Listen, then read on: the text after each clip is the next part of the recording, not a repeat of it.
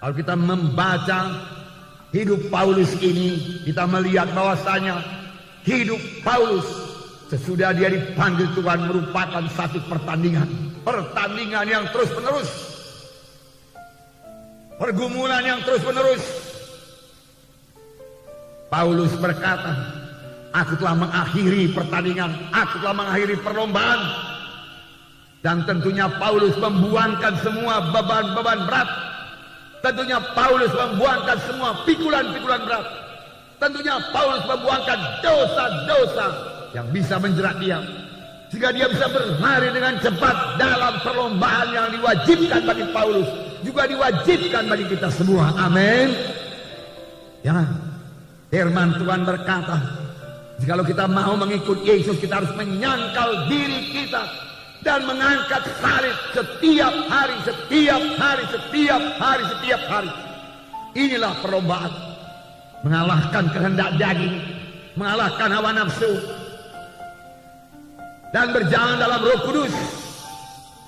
Paulus berkata dalam 1 Korintus 9 ayat 27, kesaksian Paulus, dia terus menyangkal dirinya, karena dia berkata, aku masih bisa terbuang, tetapi aku melatih tubuhku dan menguasainya seluruhnya, supaya sesudah memberitakan Injil kepada orang lain, jangan aku sendiri ditolak. Jangan aku sendiri ditolak, sudah aku memberitakan Injil kepada orang lain. Rupanya sesudah kita memberitakan Injil kepada orang lain, tetapi sesudah itu, hari-hari berikutnya, tahun-tahun berikutnya dari akhir hidup kita ini, kita pakai hidup dalam kehendak daging, maka Tuhan akan menolak kita. Paulus tidak mau hal itu terjadi kepadanya. Oleh sebab itu dia berkata, aku melatih tubuhku tunduk kepada Roh Kudus, dan aku menguasainya sepenuhnya. Kehendak dagingku tidak menguasai aku. Aku dan kuasa Roh Kudus menguasai kehendak dagingku, menguasai hawa nafsuku, menguasai kemarahanku, menguasai kemalasanku, jika aku boleh berlari dalam panggilan Tuhan dalam hidupku dan sampai kepada maksud Tuhan. Inilah hidup Paulus yang penuh penyangkalan diri, yang berhasil. Itulah dia hidup Paulus yang perlu kita teladani, supaya kita juga berhasil padaku. Bagaimana Paulus? Tidak ada yang mustahil, karena Roh Kudus yang ada pada Paulus adalah Roh Kudus yang ada pada kita sekarang ini. Amin, saudara. Mari kita teladani hidup Paulus ini. Mari kita teladani hidup Paulus. Amin. Haleluya. Mari kita membaca dalam Kisah Para Rasul 20 ayat 17 sampai 31. Inilah hidup Paulus, inilah hidup pelayanan Paulus. Pertama sekali dia katakan, dengan segala rendah hati aku melayani Tuhan. Dalam pelayanan itu aku banyak mencucurkan air mata, banyak mengalami pencobaan dari orang Yahudi yang mau membunuh aku. Paulus banyak mencucurkan air mata. Dan juga dikatakan Paulus melayani dengan segala kerendahan hati. Paulus rendah hati. Luar biasa wahyu yang telah diterima oleh Paulus. Pada jalan ke Damsyik dia bertemu dengan Yesus, mendengar suara Yesus. Kita sudah melihat dalam Kisah Rasul yang lalu.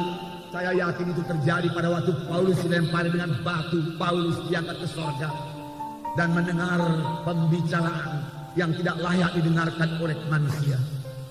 Paulus menerima ilham yang luar biasa daripada Tuhan. Paulus mengenal Tuhan Yesus. Paulus mengenal kehendak Tuhan dalam hidupnya. Paulus melayani dalam satu pelayanan yang sangat berkuasa, penuh dengan tanda jahit mujizat.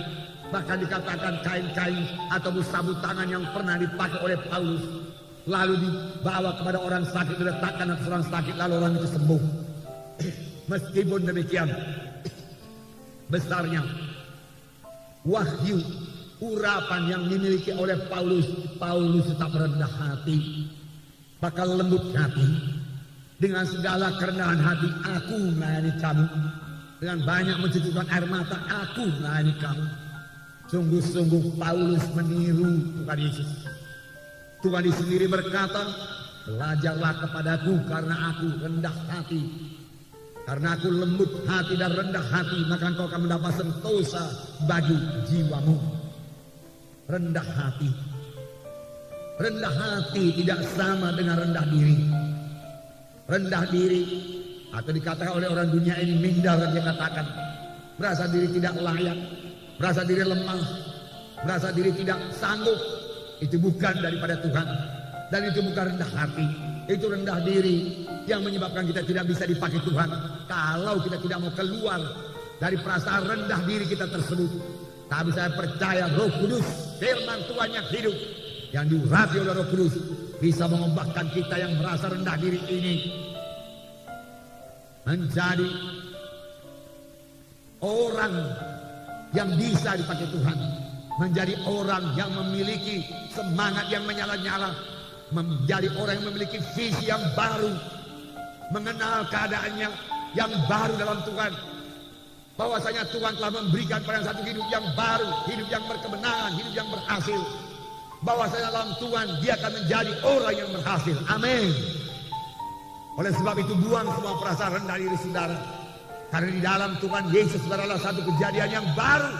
Perkara lama lenyap, termasuk perasaan rendah diri, perasaan tidak berharga, perasaan lemah-lemah, perasaan pelin-pelan, dibuangkan oleh Roh Kudus dan terima satu kejadian baru daripada Tuhan yang membuat saudara hidup berkemenangan dalam dunia ini dan boleh mengerjakan pekerjaan Tuhan. Amin.